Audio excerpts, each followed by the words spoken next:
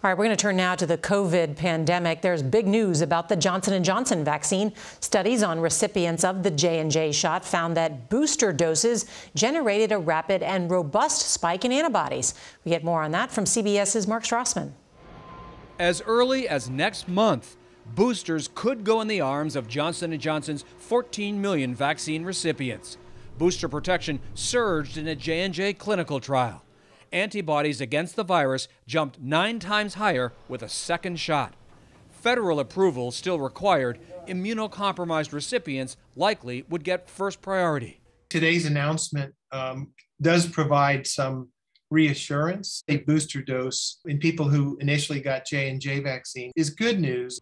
Our country remains half vaccinated. In one hotspot, Mississippi, barely 1 person in 3 has been fully vaccinated. As this graph shows, COVID has roared back with a vengeance. Its spring highs dwarfed by this summer surge. Kids already getting sick of school is one thing, but getting sick in school another.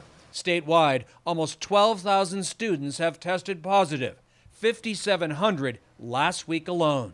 You have a good day? Erica Jones has 2 kids, including her first grader, Kenley. She's also president of the Mississippi Association of Educators. The group now urges a mask mandate in all schools.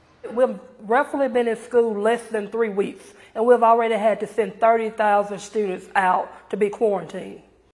8th grader Michaela Robinson never got that chance. That was my only daughter, my only child. Justin Waddle is Michaela's father. The 13-year-old felt sick on a Wednesday and died of COVID 3 days later. It was a shock to everybody, the whole family.